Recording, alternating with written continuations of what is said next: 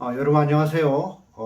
오늘 이 시간에는 신명기 21장 1절부터 8절 말씀을 전하도록 하겠습니다. 다 찾으셨으면 제가 1절부터 읽어보겠습니다. 내 하나님 여호와께서 내게 주어 얻게 하시는 땅에서 혹시 피살한 시체가 들에 엎드러진 것을 발견하고 그 쳐 죽인 자가 누구인지 알지 못하거든 너희 장로들과 제사장들이 나가서 그 피살한 곳에서 사면에 있는 각 성읍이 원근을 잴 것이요 그 피살한 곳에서 제일 가까운 성읍 곧 그 성읍의 장로들이 아직 부리우지 아니하고 멍에를 매지 아니한 암송아지를 취하고 성읍이 장로들이 물이 항상 흐르고 갈지도 심지도 못하는 골짜기로 그 송아지를 끌고 가서 그 골짜기에서 그 송아지의 목을 꺾을 것이요 네 자손 제사장들도 그리로 올지니 그들은 내 하나님 여호와께서 택하사 자기를 섬기게 하시며 또 여호와의 이름으로 축복하게 하신 자라. 모든 소송과 모든 투쟁이 그들이 말대로 판결될 것이니라. 그 피살한 곳에서 제일 가까운 성읍의 모든 장로들은 그 골짜기에서 목을 꺾은 암송아지 위에 손을 씻으며 말하기를 우리의 손이 이 피를 흘리지 아니하였고 우리의 눈이 이것을 보지도 못하였나이다.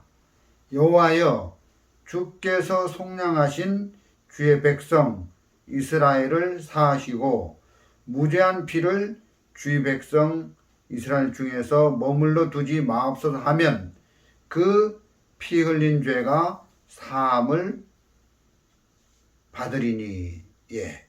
여기까지 읽었습니다. 어떤 분이 우리 학생들에게 질문을 했습니다. 한 사람이 소를 7마리를 훔친 죄가 크냐, 7사람이 남의 집 외양간에 들어가서 남의 집 소를 한 마리 훔친 죄가 크냐, 이렇게 질문을 한 겁니다. 자, 여러분도 좀 생각을 해 보십시오. 자, 한 사람이 소를 7마리를 훔쳤습니다. 이쪽에는 한 사람이 소를 7마리를 훔쳤고, 또 반대편의 사건은 7사람이 소를 한 마리를 훔쳤습니다. 과연 어느 쪽의 죄가 더 크겠습니까? 자, 우리가 생각할 때는 한 사람이 7마리를 훔쳤으니까, 소 한 마리 얼마야? 그 소 비싼데 7마리나 훔쳤으니까 돈으로 치면 많은 액수가 되니까 이 사람이 죄를 많이 지었네. 이 사람이 죄가 크네. 여기는 비록 7사람이지만 그 한 마리 소를 훔쳤으니, 한 마리, 7마리에 비하면 이건 아주 작은 거죠. 한 마리를 이게 좀 작은 죄가 같다. 그래서 형벌이 좀 적을 것 같다. 저와 여러분은 이렇게 생각할 수가 있다는 것입니다. 그런데 법정에 가면 그 법을 공부한 법관들이 법을 해석할 때 우리가 생각하는 거하고 좀 다르더라고요. 이제 한 사람이 7마리 훔친 죄보다 7사람이 소 한 마리 훔친 죄가 훨씬 크다는 거예요. 우리가 생각하는 거하고 좀 해석이 조금 다를 수가 있다는 것이죠. 왜냐하면은 한 사람이 도둑질을 한 것은 그냥 절도인데 이제 몇 마리를 훔쳤느냐, 얼만큼 훔쳤느냐, 이거는 별로 중요하지 않다고 합니다. 근데 7명이 공모를 해가지고 작담을 해가지고 사전에 이렇게 해서 소 한 마리를 훔쳤는데, 이것은 이렇게 법정에 가면은 이제 형법으로 그냥 절도가 아니고 특수자가 붙어가지고 특수절도가 된다고 합니다. 그래서 이제 한 사람이 소 7마리 훔친 죄보다 7사람이 소 1마리 훔친 죄가 훨씬 크다는 거죠. 제가 무슨 말씀을 서두에 여러분에게 전해드리려고 이런 이야기를 하냐 하면은, 이제 법에 가면 다 다르다는 거죠. 소를 훔칠 때 1마리를 훔쳤느냐, 2마리를 훔쳤느냐, 7마리를 훔쳤느냐, 이런 거에 따라서 형량이 다르고, 또 소를 도둑질 할 때 한 사람이 훔쳤느냐, 2사람이 훔쳤느냐, 여러 사람이 같이 이제 훔쳤느냐, 이런 거에 따라서 어떤 죄에 대한 형량이 다 다르다는 겁니다. 자, 예를 들어서 이제, 그리고 사람을 찔러 죽일 때도 집에서 계획적으로 호주머니에 칼을 가지고 와서 그 칼로 사람을 찔러 죽였느냐, 아니면은 고의적이나 계획적인 그런 게 아니라 우발적으로 그냥 어떤 사람하고 이야기를 나누다가 홧김에 옆에 보니까 이제 칼이 있어서 그 칼을 이게 쥐고 이제 찔렀느냐, 이렇게 하면서 이제 고의적인 살인이냐 우발적인 살인이냐, 이런 거에 따라서 이제 법관이 이제 형량을 내릴 때, 살인죄에 대한 형량을 내릴 때 다 그 형량의 깊이가 다르다는 겁니다. 또 사람을 죽일 때 칼을 이렇게 잡고 찔렀느냐, 아니면은 이렇게 잡고 찔렀느냐에 따라서 이렇게 그거에 따라서도 이제 살인죄에 대한 형량이 다 다르다는 겁니다. 우리가 뉴스 매스컴을 통해서 볼 때 어떤 사람이 이제 사람을 죽이는 그런 살인죄, 살인범에 대한 그런 이야기들을 뉴스컴을 통해서 종종 볼 수가 있다는 것입니다. 그래서 어떤 사람이 사람을 죽였습니다. 그러면 그 살인죄에 대한 형량이 있다는 거죠. 사람을 죽였으니까 징역 20년이다. 이렇게 형량이 있다는 것입니다. 그래서 이렇게 그 죄를, 법을 어겨서 죄를 지은 것, 법을 어긴 것이 죄인데, 죄를 지었을 때는 거기에 맞는 형량이 다 있다는 것이죠. 예를 들어서 사람을 죽여가지고 살인죄를 저지른 사람이 있다고 해봅시다. 근데 이제 형량을 받지 않고 재판석에서, 아유, 재판관님, 저는 사람을 죽였습니다. 제가 뼈지러지게 이제 잘못했다는 걸 뉘우치고 제가 진짜 용서를 구합니다. 그래가지고 이번에 한 번만 용서해 주십시오 하면서 울면서 이제 부르짖는 겁니다. 내가 지은 죄를 나는 깨달았습니다. 내 죄를 이렇게 용서를 해 주십시오 하고 이렇게 용서를 구한다고 해서 죄가 씻어지는 게 아니라는 것입니다.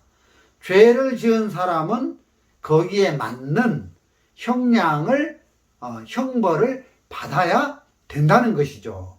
울고 불고 해서 이렇게 용서를 구한다고, 잘못했다고 용서해달라고 한다고 해서 죄가 씻어지는 게 아니라, 사람을 죽여서 살인을 했다면 거기에서 정한 형벌을 받아야 이제 죄가 씻어지고 죄가 없어진다는 것입니다. 오래전 이야기입니다. 미국에 어떤 일이 있었냐 하면은, 어떤 할아버지가 길을 이렇게 지나가다가 남의 집 빵집에 빵을 훔치다가 이 경찰관에게 잡힌 겁니다. 그래서 이제 법원에 재판을 받으러 나온 거지요. 그래서 이제 재판관이 그 할아버지에게 물으신 거예요. 할아버지, 왜 그 남의 집 가게에 빵을 훔쳤습니까? 하고 물으니까 이 할아버지께서 뭐라고 대답을 하시냐면은, 자기 딸이 불구자 딸이 하나 있는데 사위가 이렇게 회사를 다니는데, 그 불구자 딸하고 결혼을 해서 사위가 회사를 다니는데 어느 날 회사에서 잘렸다는 겁니다. 그래서 직장을 잃고 여기저기 막 유리하다가 그냥 집을 나가버린 거예요. 그래가지고 이제 자기 딸은 불구자고 사위는 직장을 잘려서 집을 나갔고, 그래서 어린 손녀 아들 딸이 있는데 손자들이 있는데, 이제 자기가 배고픈 것도 배고픈 거지만 어린 손자들을 보니까 마음이 너무 아파가지고 배고파가지고, 그래서 어쩔 수 없이 자기 배도 배지만 그 손자의 배고픔을 해결해 주려고 이제 그 빵을 훔쳤다는 겁니다. 그래서 이제 재판석에 와가지고 재판장님에게, 아이고 재판장님, 제가 죽을 죄를 지었습니다. 제가 잘못했습니다 하면서 이 죄를 용서해 달라고 막 아뢰는 겁니다. 그런데 이 재판장은 용서해 줄 수가 없는 거죠. 왜? 그렇게 해서 불쌍하다고 봐주고, 뭐 목사님 아들이라고 봐주고, 대통령 아들이라고 봐주고, 뭐 좀 가난하다고 봐주고, 불쌍하다고 봐주고, 이렇게 하면 그 나라에, 그 사회에 법이 질서가 안 세워지기 때문에 불쌍하지만 이제 불쌍하다고 용서를 해줄 수는 없다는 거죠. 그래가지고 이제 거기에 참석한 방청객들이 그 할아버지의 사연을 들으니까 너무너무 불쌍하고 안타까운 겁니다. 자기 배가 고픈 것도 고픈 거지만 그 사위는 직장을 잃고 또 딸은 불구자고, 그리고 이제 그 손자들은 이제 돈이 없으니까 굶고, 그래서 어쩔 수 없이 이제 빵을 훔치다가 걸려가지고 이 법정의 재판석에 끌려왔는데, 야, 이런 분은 좀 용서해주고, 좀 이런 분의 죄는 또 할아버지가 용서를 구하고 하니까 덮어줄 것 같은데, 재판관이 이제 법대로 그 빵을 훔쳤으면 절도죄에 해당한다. 그래가지고 이제 그 우리나라 돈으로 약 10만 원 가량에 해당하는 10달러라는 벌금형을 내린 거예요. 그냥 막 방청객에서 너무했다. 저런 할아버지에게, 돈이 없어서 빵을 훔친 저런 할아버지에게 10달러 벌금을 때리다니 너무했다 그러는 겁니다. 그리고 좀 얼마 안 있다가 이제 이 재판장께서 이제, 나는 이렇게 잘 먹고 잘 사는데 내 주위에 저런 가난한 할아버지가 있는데 내가 내 발만 생각하고 돕지 않았구나. 내가 이웃에 저런 불쌍한 할아버지를 돕지 않았다. 이런 죄를 깨닫고 내가 대신 저 할아버지의 벌금 10달러를 내줘야 되겠다. 이렇게 해서 그 재판관인 판사께서 그 할아버지가 지은 절도죄에 대한 벌금을 대신 내주는 겁니다. 그리고 방청객들에게는 여러분도 여러분의 배만 생각하시고 이렇게 가난한 이런 이웃을 돌보지 않았다. 그러니까 모자를 싹 돌리면서 한 사람이 50센트씩 벌금을 내라 해가지고 이제 그 돈을 모자에 싹 돌려가지고 47달러 50센트를 받아가지고 그 할아버지에게 전달해 주어서 이제 그 할아버지의 범칙금, 그 벌금은 재판장이 대신 내주고 이렇게 해서 집으로 돌려보낸 거예요. 유치장이나 감옥소에 가서 이제 안 보내고 유치장이나 감옥사나 교도소를 안 보내고 벌금을 낼 수 없는 사람은 감옥소에 집어넣거든요. 근데 이제 그 벌금을 대신 재판장이 내줬으니까 감옥소로 안 보내고 집으로 돌려보냈다는 겁니다. 자, 그래서 이 재판장이 그 나중에 뉴욕의 시장도 하고 아주 유명한 그런 재판장으로 이제 명성이 그 뉴욕시에 막 이렇게 전해져 가지고 아주 유명하신 그런 분이 있다는 거죠. 그래서 제가 여기서 이제 무슨 말씀을 드리고 싶으냐 하면 죄를 지었는데 불쌍하다고 또 용서를 구한다고 용서가 되지 않는다는 것입니다. 비로소 용서해 주세요 해서 이제 죄가 용서되는 것이 아니라는 것입니다. 그래서 불쌍하다고 봐주고 뭐 대통령 아들이라고 봐주고 뭐 목사님 아들이라고 봐주고 그렇게 해서 되어지지가 않는다는 것입니다. 자, 그래서 여러분 죄를 지었으면 거기에 합당한 형벌을 받아야 된다는 것입니다. 살인을 했다면 그 형량이 20년이다. 그럼 20년이라는 형벌을 받아야 되고 빵을 훔쳤다. 그럼 벌금 10달러를 내야 된다. 이렇게 해서 그 죄에 대한 값이 지불이 돼야 죄가 없어지는 것이지. 사람을 죽였는데 용서해 달라고 빌어서 불쌍하다고 이렇게 빌어서 죄가 씻어지는 것이 아니라는 것입니다. 자, 그러면 우리가 여기서 무엇을 우리가 말씀드리고 싶으냐면 많은 사람들이 이제 하나님 앞에 가서 죄를 지었는데 죄를 막 고합니다. 하나님 아버지, 제가 이런 죄도 지었고 이런 죄도 지었고 이런 죄도 지었습니다. 제가 잘못했습니다. 이렇게 제가 마음으로 지은 죄를 고백하니까 용서해 주십시오. 이렇게 한다는 것입니다. 근데 하나님 아버지 앞에 잘못했습니다. 용서해 주십시오 하고 새벽마다 그런 기도를 하는 사람이 많다는 것입니다. 주여, 내가 이런 죄를 지었습니다. 주여, 내가 죄인입니다. 이 죄인을 용서해 주십시오. 그런 기도를 하는 사람이 많아요. 그러면은 하나님이 용서해 주십니까? 용서해 주실 수 없다는 것입니다. 죄를 지어서 죄를 깨닫고 뉘치고 용서를 구한다고 기도를 한다고 자백한다고 회개한다고 죄가 용서가 되는 게 아니라는 것입니다.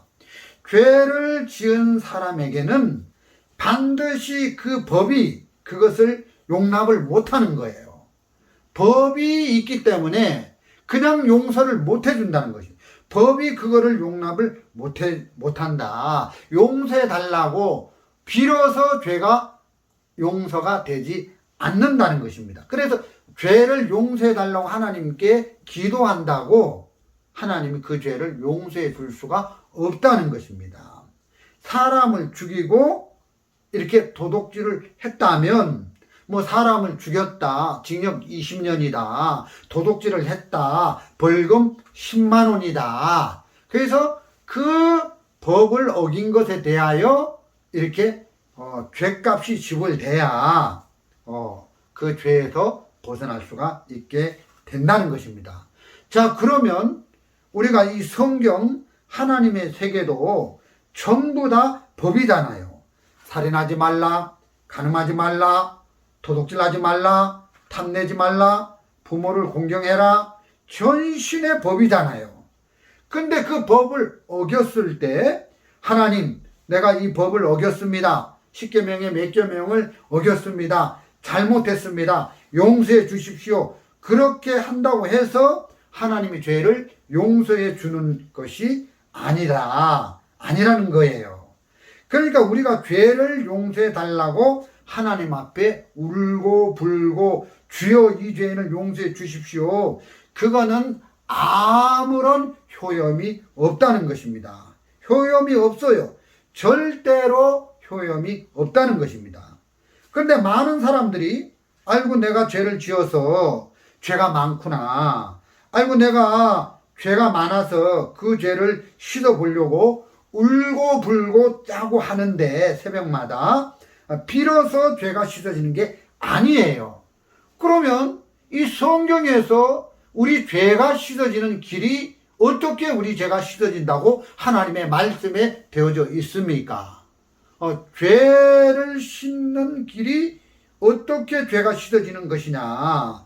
그 죄를 지은 그 부분에 대하여 분명하게 죄값이 지불되어져야 죄가 씻어진다는 것입니다.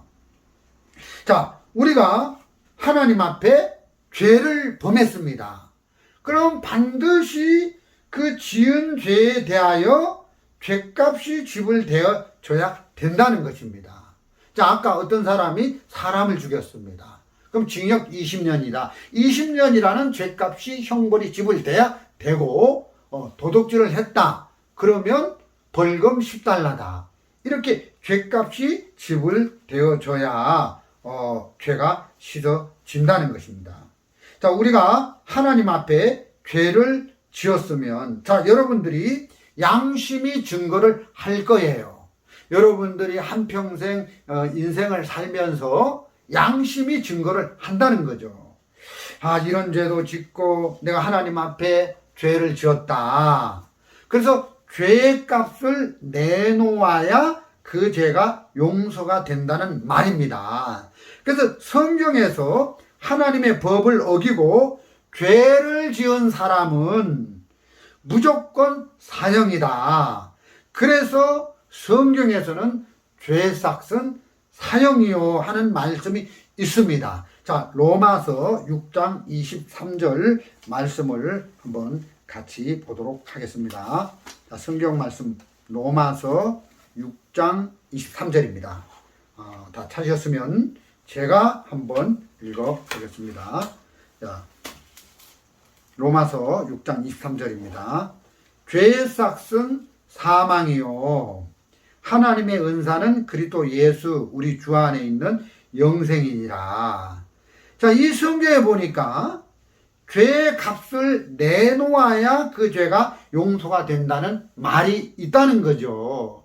죄를 지었는데 아이고 하나님 내가 이런 죄를 지었습니다. 용서해 주십시오. 비로소 죄가 씻어지는 게 아니라는 것입니다. 그것은 아무 효험이 없다는 것입니다. 오늘 로마서 6장 23절 말씀처럼 죄의 삭은 사망이요. 죄를 지은 사람에게는 그 값이 지불되어야 되는데 그 값이 뭐냐면은 사망이라는 사형이라는 형벌의 값이 지불돼야 성경에서 죄가 씻어진다. 성경에서 하나님의 법을 어기고 죄를 지은 사람은 무조건 사형이라. 그래서 죄의 삭은 사형이요 하는 말씀이 있는 겁니다. 자, 그 다음에 히브리서 9장 22절에도 보면 한번 보겠습니다. 히브리서 9장 22절입니다. 여기도 이제 로마서 6장 23절과 거의 맥락이 같은 말씀이 여기 기록이 되어져 있습니다. 제가 한번 읽어보겠습니다. 22절 율법을 쫓아 그의 모든 물건이 피로써 정결케 되나니 피 흘림이 없은즉 사함이 없느니라. 자, 여기 보면 피로써 정결케 되나니 피 흘림이 없은즉 사함이 없느니라. 자, 피를 흘려야 죄가 씻어진다, 사해진다. 피가 안 흘려지면 죄가 사해지지 않는다. 그런 의미죠. 자, 피가 흘려진다는 건 뭘 뜻하는 겁니까?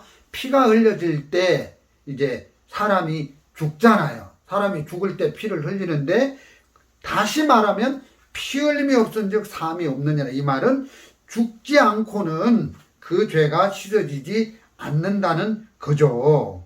자, 그러면은 오늘 읽었던 신명기 21장 여기 말씀에 살인 사건이 생겼어요. 자, 신명기 21장을 보겠습니다.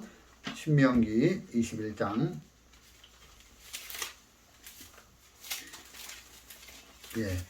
신명기 21장에 보니까 그 살인 사건이 일어났습니다.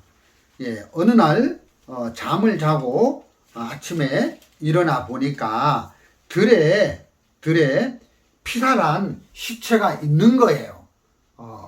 밤중에 살인 사건이 일어난 거죠. 자, 이 말씀에 보면 들에 피살된 시체가 있다는 것은 살인 사건이 그 마을에, 그 동네에 생겨났다는 거죠. 근데 살인죄는 그 동네에 발생을 했는데 누가 사람을 죽였는지 그 부분은 이 신명기 21장에서 찾아볼 수가 없는 거예요. 그럼 하나님이 볼 때 그 동네에 살인죄가 남아 있거든요. 그래서 살인한 사람을 찾아가지고 그 사람을 발견을 해서 그 사람에게 살인하면 사형이다. 죄의 싹은 사형이다. 피 흘림이 없은즉 사함이 없다. 그래서 살인한 그 사람을 잡아서 그 사람에게 죄값으로 사형을 내리면 되는데, 문제는 살인한 피살한 사람은 있는데 사람을 죽인 살인자는 잠적하고 누가 죽였는지를 모르는 거예요. 이럴 때는 하나님께서 암송아지를 한 마리 데리고 오너라. 그래서 골짜기로 끌고 가서 그 암송아지의 목을 꺾어서 죽여라. 그리고 이제 장로들이 그 암송아지 위에 이제 골짜기에 흐르는 물에서 손을 씻으면서 우리도 이 사람을 죽이지 않았고 또 살인자도 누군지 모르고 우리도 이 사람을 해하지 않았으니까 대신 이 암송아지가 살인죄를 짊어지고 대신 죽었으니까 8절에 그 피 흘린 죄가 사함을 받으리니 여호와여 주께서 속량하신 주의 백성 이스라엘 사하시고 무죄한 피를 주의 백성 이스라엘 중에 머물러 주지 마옵소서 하면 그 피 흘린 죄가 사함을 얻느니라. 이렇게 말씀이 되어져 있는 겁니다. 그래서 이제 살인죄가 그 마을에 생겼는데 발생을 했는데 살인범이 누군지 모를 때는 대신 암송아지를 데리고 와서 그 암송아지를 죽여라. 그 대신 형벌을 받는 거죠. 그래서 이제 대신 암송아지가 이제 형벌을 받음으로 이제 이 죄가 씻어진다는 것입니다. 울고 짜고 이렇게 용서를 구해서 죄가 씻어지는 것이 아니고 반드시 이럴 때는 대신 암송아지가 그 죄를 짊어지고 죽어서 죄가 씻어지는 길을 이 구약 신명기 21장에 하나님이 기록을 해 놓았다는 것입니다. 자, 성경에 보면 하나님은 사랑이시라 이런 말씀이 있습니다. 자, 우리 동료 목사님 중에 한 분이 계시는데 그분이 아들이 6살, 7살 됐을 때 시골 교회에서 그 목사님이 목회를 하고 있었습니다. 근데 시골에 그 조그만 녀석이 재밌게 놀만한 그 옛날에 놀이기구가 없으니까 작은 돌멩이를 가지고 남의 집 스트레이트 지붕에다가 던지는 겁니다. 그러면 이제 이 다마사탕만한 이제 작은 돌이 톡 도로록 하고 뚝 떨어지고 너무너무 재밌는 거죠. 근데 집 주인이 이제 낮잠을 좀 주무시려고 하고 있는데 자꾸 자꾸 지붕에 이제 돌 굴러가는 소리가 나는 거예요. 그래서 낮잠이 너무 꿀잠이라서 뭐 조금 있다가 애들이 놀다가 가겠지 하고 낮잠을 청하려고 하는데 계속 이렇게 돌 굴러가는 소리가 이제 들리는 겁니다. 근데 그 목사님 아들이라는 그 꼬마 녀석이 이번에는 자기 손바닥만한 야구공만한 그 돌을 들러가지고 그 스레트 지붕을 향해서 탁 던지는 겁니다. 근데 탁 던졌는데 톡 도로록 하고 뚝 떨어져야 되는데 파스탁 하고 스레트가 깨지면서 그 돌이 그 집 안으로 들어간 거예요. 마침 낮잠을 즐기려고 하던 그 집주인이 이 지붕이 깨졌잖아요. 깜짝 놀라가지고 바깥으로 튀어나온 거예요. 나와서 보니까 아이들이 놀고 있는데 누가 이 지붕을 깼으니까 그 목사님 아들이 제가 깼습니다 하니까 딱 잡아가지고 너 이거 어떻게 할 거야 하고 막 답돌이를 하고 막 혼내고 있는 겁니다. 근데 목사님이 그 아버지 되시는 목사님이 신방을 가다가 보니까 저쪽에 그 어떤 아저씨에게 막 아들이 막 책망을 듣고 있고 막 훈계를 막 꾸지람을 듣고 있고 그래서 그냥 갈 수가 없잖아요. 아이고 그래서 그 아들 있는 쪽으로 간 거예요. 어르신 왜 그렇습니까? 누구시오? 내가 이 꼬마 녀석의 아버지입니다. 잘 만났어. 당신 아들 교육을 어떻게 시켜가지고 여기 보시오. 당신 아들이 저 큰 돌로 내 스레트 지붕을 깼소. 그 얘기 듣자마자 그 아버지가 그 어르신을 향해서 그 스레트 집주인을 향해서 어르신 죄송합니다. 제가 아들 교육을 잘못 가르쳤습니다. 제가 죄를 지었습니다. 야, 너 꼼짝 말고 집에 가 있어 하고 그 아들은 집에 가는 겁니다.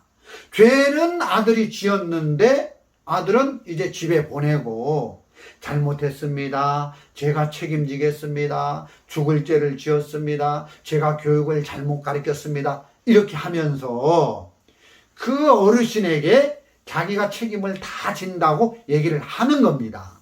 말로만 그렇게 하는 게 아니고 실질적으로 이 아버지께서 스레트 한 장 5만 원, 목술 일당 5만 원, 또 보상금으로 10만 원 해가지고 이제 그 책임을 지겠다는 말을 해결을 해 주시는 겁니다. 자, 아버지니까 그렇게 해야 됩니까? 안 해야 됩니까? 아버지니까 당연히 그렇게 하죠. 아유, 제가요, 내 아들이지만요, 내가 깬 것도 아니고 제가 깼으니까 쟤한테 물어달라 하세요. 그런 아버지 있습니까? 아버지는 보호자잖아요. 보호자기 때문에 보호자는 절대 그렇게 할 수가 없는 거죠. 그 아들이 스레트 깬 죄에 대해서 아버지가 그것을 다 물어줘야 된다는 것입니다. 그래서 그 아버지께서 아들이 지은 죄에 대한 책임을 지고 그 값을 다 지불을 했어요? 안 했어요? 다 지불을 했습니다. 그러면 이제 더 이상 그 스레트 깨진 집주인이 그 아들의 죄를 물을 수 있습니까? 없습니까? 없다는 거죠. 왜요? 아버지가 값을 다 지불했으니까.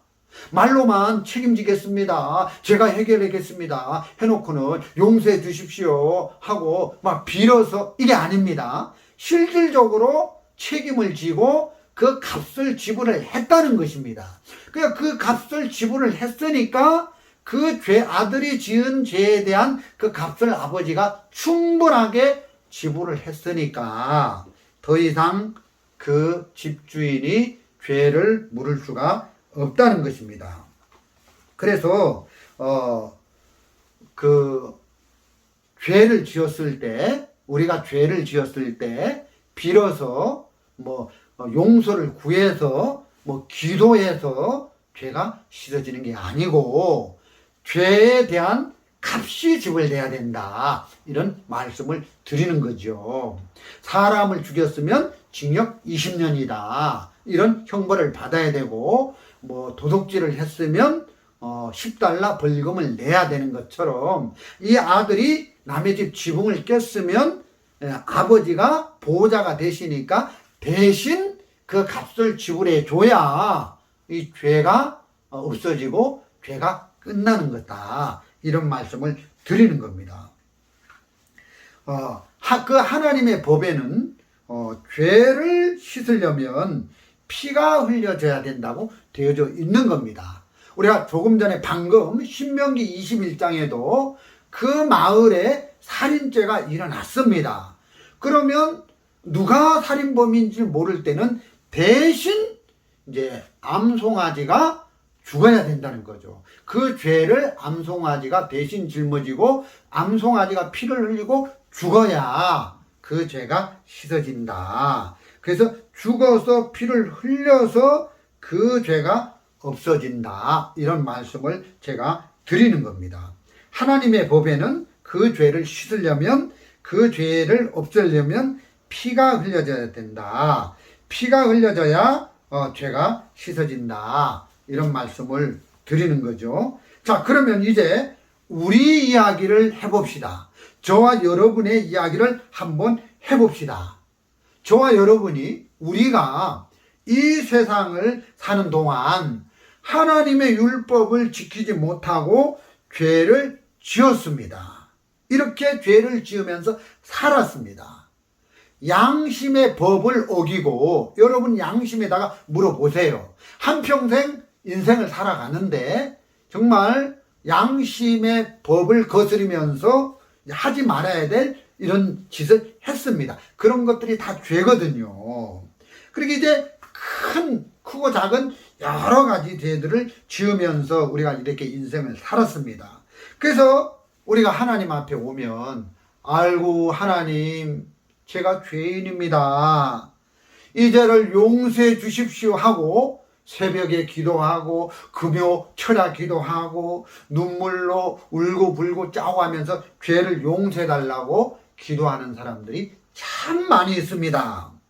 그런데 이 죄를 용서해 주십시오 하고 기도만 해서는 죄가 용서가 되지 않는다고 말씀을 했지요.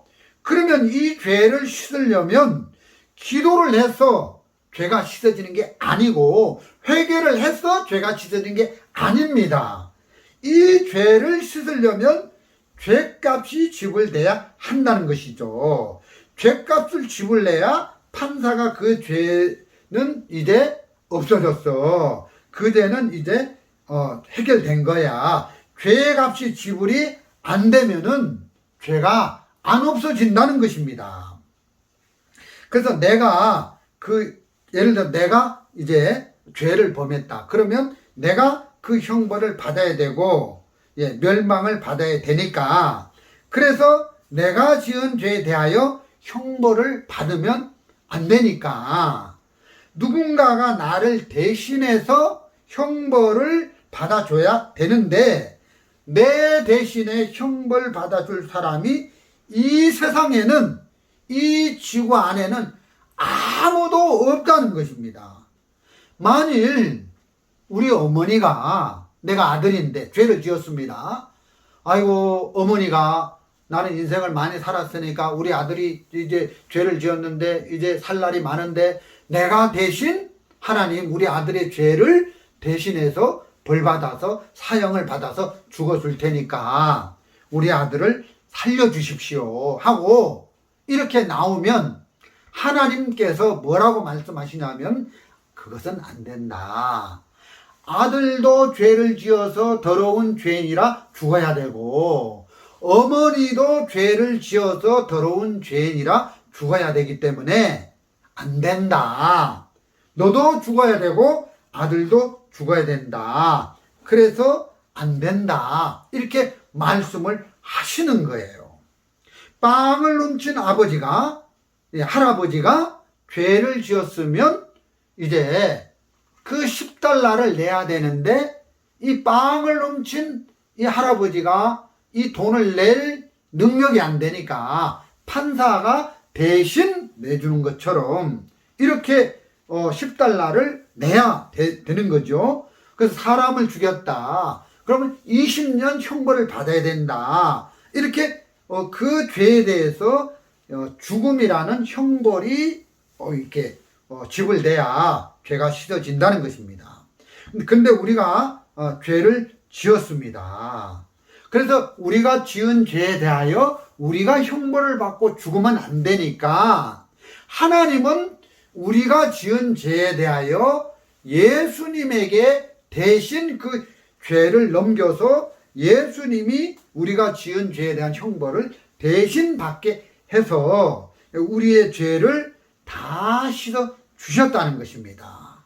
그래서 대신 우리를 대신해서 형벌을 받아주시기 위하여 오신 분이 예수님이다. 자, 우리 로마서 4장 25절 말씀을 잠깐 보겠습니다. 성경 말씀에 뭐라고 기록되어 있냐면요. 로마서 4장 25절입니다. 예수는 우리 범죄함을 위하여 내어줌이 되고 또한 우리를 의롭다 하심을 위하여 살아나셨느니라. 자, 예수는 우리 범죄함을 위하여 내어줌이 되었다. 이게 무슨 말씀입니까? 자, 우리가 죄를 지어서 하나님은 죄의 값은 사형이다. 피 흘림이 없은즉 죄가 씻어지지 않는다. 자, 황용석 목사가 죄를 지었다면 황용석 목사는 사형을 당해야 된다. 피를 흘려야 죄가 씻어진다. 내가 죽어야 된다는 거죠. 그래서 내가 죄를 짓고 벌을 받고 형벌을 받고 죽으면 안 되니까 하나님은 예수님을 보내가지고 그 예수님이 내가 지은 죄를 예수님에게 다 내어 준 거예요. 그래서 로마서 4장 25절에 예수는 우리 범죄함을 위하여 내어줌이 되고 우리가 범죄한 그것을 예수님이 짊어지셨다는 거예요. 그래서 예수님이 죄의 값을 우리가 갚아야 될 죄의 값을 예수님이 십자가에서 받아 주셨다는 것입니다. 그래서 우리가 의로워졌다. 의로워서 의로운 게 아니고 우리가 의로운 삶을 살아서 의로운 게 아니고 예수님이 죄값을 십자가에서 다 지불하셨기 때문에 우리는 그 예수님의 공로로 의롭게 됐다는 것입니다. 자, 그래서 옛날에 네덜란드에 엄마하고 아들하고 둘이 이제 사는 거예요. 이렇게 둘이 살면 그 아들이 엄마를 속삭이면 안 되는데 이 아들이 개망난이라 그래가지고 허구한 날 술 먹고 남의 집 유리창 깨고 막 싸우고 해가지고 유치장에 들어가는 거예요. 경찰서에 이제 들어가는 겁니다. 그럼 어머니가 어떻게 어렵게 번 돈으로 변호사를 선임해가지고 이 아들을 또 빼내는 겁니다. 근데 이 아들이 술 먹고 막 그렇게 이렇게 막 난장스럽게 살고 그러다 보니까 이제 마약도 하게 되고 그래서 어느 날 이제 술집에서 이제 술을 먹고 마약을 하는데 이제 마약을 하려면은 돈이 필요한 거예요. 그래서 어느 날 그 술집 주인을 이렇게 몰래 이제 돈을 훔치다가 술집 주인에게 발각이 된 겁니다. 그러니까 내가 저 술집 주인에게 잡히면 감옥소에 가겠구나 이런 게 느껴지니까 그 술집 주인을 칼로 죽인 겁니다. 그래가지고 이제 어떻게 해가지고 살인을 하게 됐는데 경찰에 잡혀서 이제 감옥에 들어가게 된 겁니다. 그래서 이제 사형이라는 언도를 받고 뭐 그 네덜란드에도 그 옛날에 그 고문이라는 제도가 있었나 봅니다. 그래서 사형을 집행하는 날에 이제 그 청년을 잡아다가 이제 의자에 앉혀가지고 정규 고문을 해가지고 이제 사형을 집행하러 이제 사형장으로 끌고 가는데 이제 포승줄에 묶여서 근데 이제 의자에 딱 앉히더니 이제 교도관이 수갑을 풀어주고 포승줄을 풀어주면서 너는 이제 자유의 몸이 됐으니까 이제 나가라 하고 감옥소에서 사형 집행을 안 하고 풀어준 겁니다. 그래가지고 이 아들이 시간이 오래 지나서 내가 어떻게 풀려났지 하고 보니까 그 나라에는 네덜란드 법에 23살 이하의 미성년자가 죄를 범해 가지고 사형을 당하는 이런 룰이 있는데, 그때에 그 보호자가 대신 이 미성년자를 위해서 죽어주는 법이 있다. 그러면은 이 아들은 풀려난다. 이런 법이 있는 겁니다. 그래서 그 어머니가 나는 인생을 많이 살았고 아들은 이제 살 날이 많은데 저 아들이 지은 죄를 위해서 사형 언도를 내가 대신 받겠다 하고 어머니가 아들의 죄를 대신해서 죽어준 겁니다. 그리고 이 아들은 풀려난 거죠. 그래서 어머니의 대신 죽어주는 공로로 이 아들이 풀려난 겁니다. 그래서 너는 이제 행복하게 살아라 하고 이제 아들이 지은 죄에 대하여 형벌을 대신 어머니가 받아 주신 것이죠. 그래서 어머니의 공로로 이렇게 이 아들이 풀려나는 것처럼 이 성경에 보니까 예수님은 우리를 대신해 주기 위하여 이 세상에 오셨다.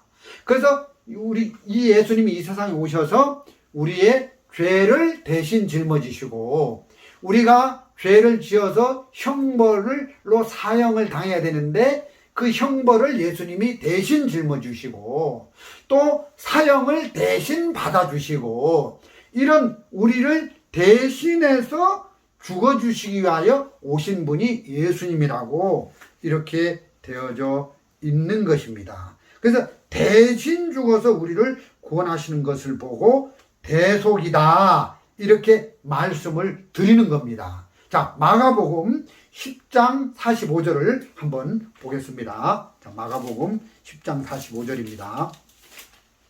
네. 인자에 온 것은 섬김을 받으려 함이 아니라 도리어 섬기려 하고 자기 목숨을 많은 사람의 대속물로 주려 하심이라. 자, 여기 보니까 대속물로 자기 목숨을 많은 사람의 대속물로 주려 하심이라. 이 말씀 뭘 의미하고 있습니까? 자, 이 많은 사람에다가 여러분의 이름을 놓고 한번 읽어보십시오. 자, 자기 목숨을 황룡성의 대속물로 주려 하심이라.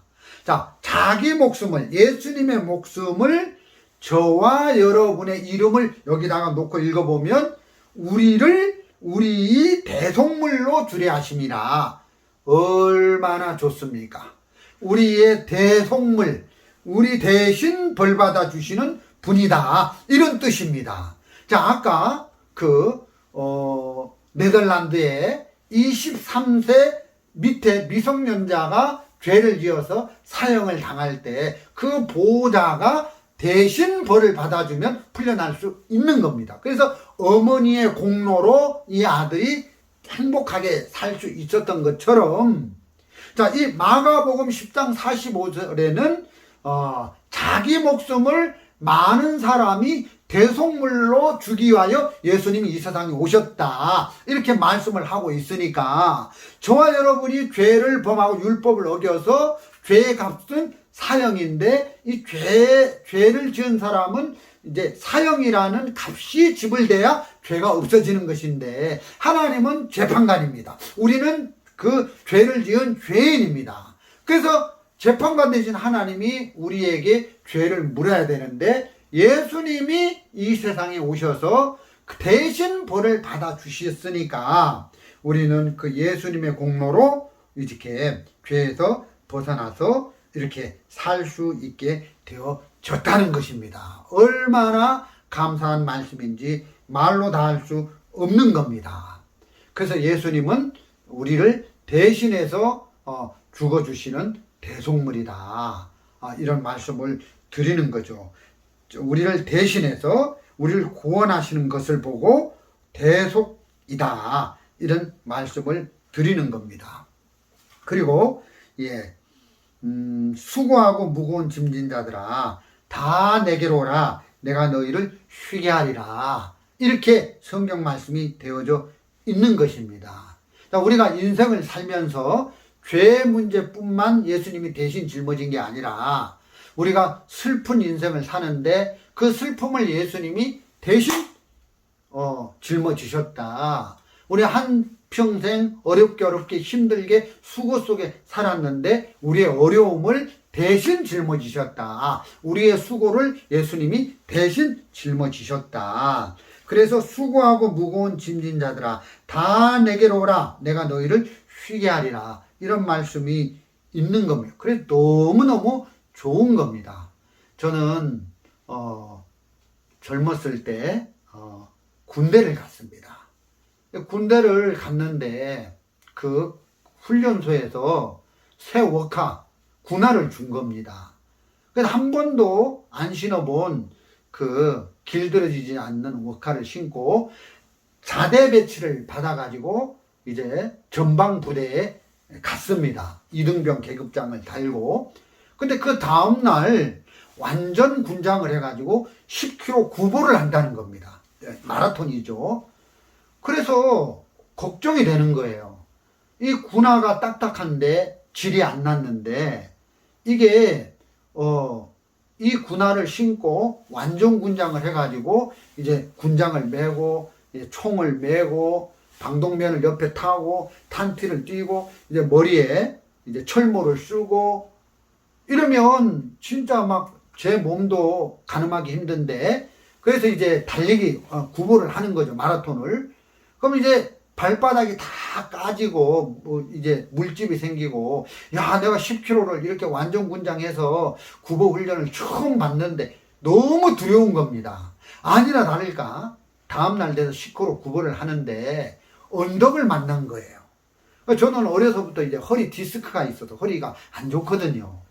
근데 이제 도저히 그 무거운 것을 들고 이제 군화에 질이 안 난 그 군화 신을 신고 언덕을 넘는데 물집이 다 생기고 또 허리는 디스크로 인해서 이렇게 허리가 이렇게 뒤로 제껴지니까 허리가 뒤로 제껴 군장이 넘어가니까 이게 언덕을 넘지를 못하는 겁니다.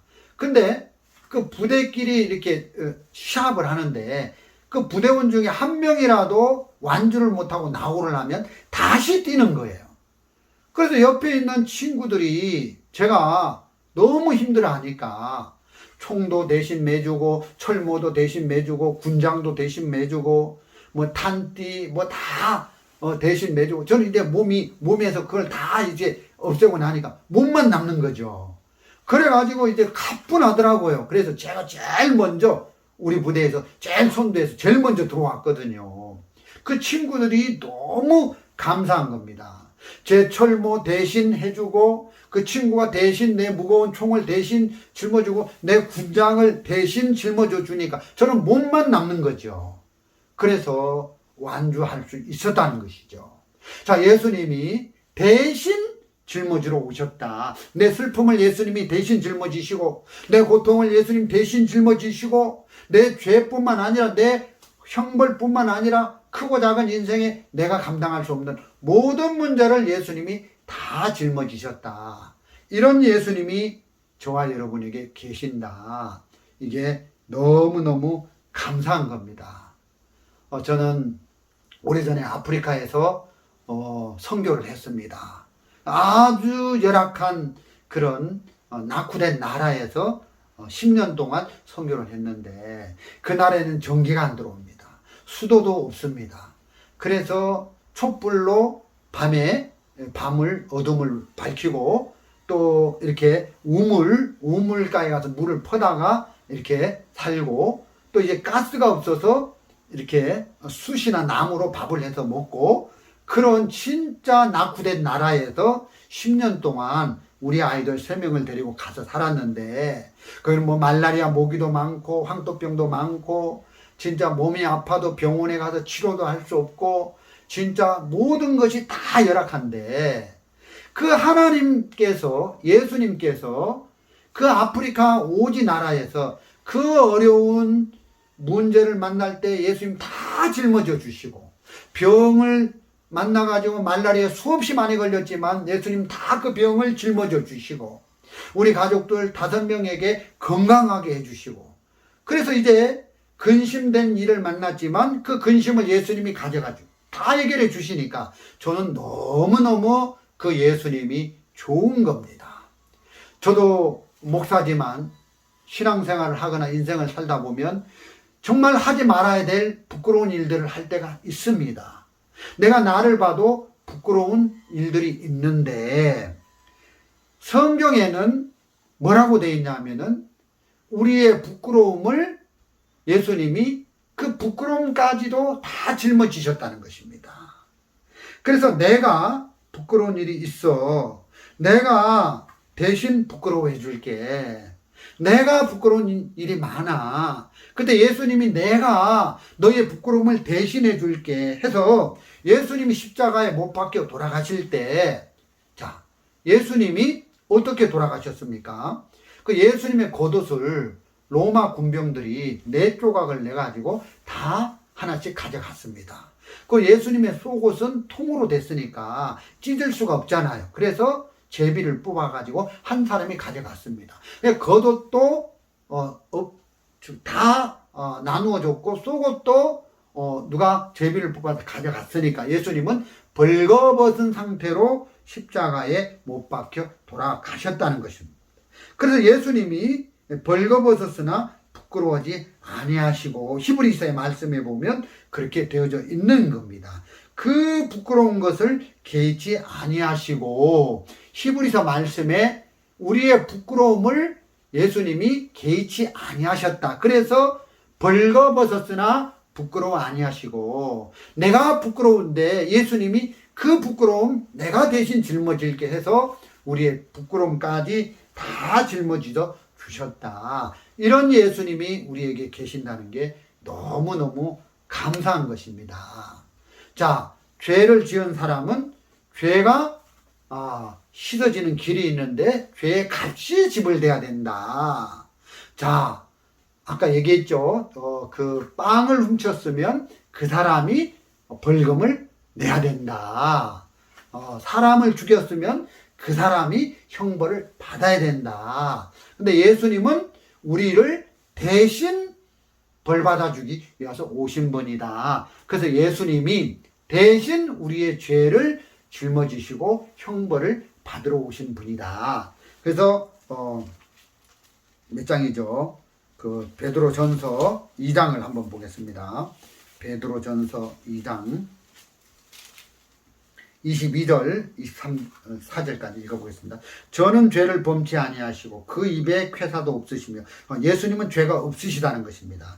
욕을 받으시되 대신 욕하지 아니하시고 고난을 받으시되 위협하지 아니하시고, 자, 예수님이 우리 죄를 대신해서 형벌을 받으려면 그분은 죄가 없는 분이라야 된다는 거죠. 예수님은 죄가 없으십니다. 그래서 오직 공의로 심판하시는 자에게 부탁하시며, 자, 공의로운 재판관이신 하나님에게 부탁을 했다는 것입니다. 저 황용성 목사가 율법을 어기고 양심을 거스리고 죄를 지었습니다. 그 죄의 값은 사형입니다. 근데 그 공의로운 하나님, 재판관인 하나님 앞에 죄를 지은 황용성 목사의 죄를, 또 여러분을 죄를 대신해서 공의로운 재판관이신 하나님 앞에 부탁을 했다는 것입니다. 내가 저들의 죄를 대신해서 형벌을 받고 죽어주겠습니다 하고 공의로운 재판관에게 부탁을 하셨다는 것입니다. 그래서 공의로 심판하시는 자에게 부탁하시며 친히 나무에 달려 그 몸으로 우리 죄를 담당하셨으니, 이렇게 되어 있는 겁니다. 이 예수님이 너무너무 고맙고 감사한 것입니다. 자, 그 네덜란드에 23살 밑에 미성년자 아들이 죄를 지었을 때는 그 보호자가 대신 벌을 받아주면 그 아들은 죽지 않고 살 수 있는 법이 있어서 그 어머니가 대신 죽어줘서 아들이 풀려나서 행복하게 살 수 있었던 것처럼, 어머니의 공로로 그 아들이 행복한 삶을 사는 것처럼 저와 여러분이 죄를 지어서 우리가 똑같이 죄의 값으로 사형을 당해야 되는데 예수님이 친히 십자가에 못 박혀 돌아가셔서 죄값을 다 받아주셔서 우리의 죄를 없앴다는 것입니다. 자, 이 십자가의 공로, 십자가에서 저와 여러분의 죄값이 지불됐습니까? 지불 안 됐습니까? 예, 지불됐다는 것입니다. 십자가에서 우리 죄값이 지불됐으니까 이제 우리에게 다시 죄를 물을 수 없는 거죠. 사람을 죽여서 20년 형을 감옥에 살고 나오면 다시 그 사람에게 죄값을 물어서 감옥소에 집어넣을 수 있습니까? 없습니까? 없습니다. 죄값을 받아봤기 때문에. 그럼 우리가 지은 죄에 대하여 예수님이 십자가에서 23절 친히 나무에 달려 그 몸으로 우리 죄를 담당하셨으니 십자가에서 우리 죄값이 지불됐기 때문에 저와 여러분은 죄가 없다는 것입니다. 이런 하나님의 은혜를 우리가 잊고 사는 것에 대하여 우리는 예수님이 너무너무 좋은 겁니다. 마가복음 10장 45절 정말 예수님은 우리의 죄를 대신 짊어지시고 해결하시는 대속물이 되셨다. 대속물 대신 형벌을 갚아주시는 것이다. 옛날 그 영국에 보면은 영국의 왕의 아들, 왕자, 귀족의 아들들 이런 사람들이 있었습니다. 그래서 이제 이 왕자가 어린 왕자가 학교를 다니는데 이제 숙제를 안 했다든가 아니면은 뭐 학교에 그 교칙을 어기면 이제 왕자라도 이제 벌을 때리는 숙제를 안 해왔다. 그러면은 이제 5대 종아리를 때리고 뭐 학교에서 뭐 싸웠다. 그러면 종아리 10대를 때리는데 선생님이 그 높으신 왕자의 아들의 종아리를 못 때리는 겁니다. 귀족이고 높으신 분이기 때문에 그때는 그 왕자가 이제 그 잘못했을 때 대신 매를 맞아주는 사람이 있었는데 상돌이라는 제도가 있었습니다. 그래서 이제 왕자님이 숙제를 안 해왔다. 그러면 왕자님 종아리를 5대 때려야 되는데 대신 상돌이가 왕자님의 그 숙제 안 해온 그 죄로 종아리 5대를 맞는 거죠. 그래서 이 상돌이는 그 직업으로 돈을 많이 버는 겁니다. 그래서 이 상돌이 직업이 너무너무 좋은 거죠. 그래가지고 이 상돌이가 있어가지고 그 왕자의 죄를 대신해 주는 것처럼 우리가 인생을 살아가면서 진짜 하나님 우리를 사랑하셔서 우리가 죄를 지어서 우리에게 죄값을 물어서 형벌을 내리면 안 되기 때문에 하나님은 우리에게 예수님을 보내셨다. 그래서 그 예수님이 우리의 죄를 다 짊어지시고 형벌을 받아주셔서 예수님의 공로로 우리가 하늘나라 가고 예수님의 공로로 우리가 행복한 삶을 살게 됐다는 것입니다. 죄뿐만 아니라 우리의 슬픔, 우리의 불행, 우리의 근심, 우리의 부끄러움 모든 것을 다 예수님이 대신 짊어주셔서 우리는 그 예수님의 공로로 행복하게 사는 사람이 됐다는 것입니다. 자, 오늘 말씀은 여기까지 드리도록 하겠습니다. 자, 감사합니다.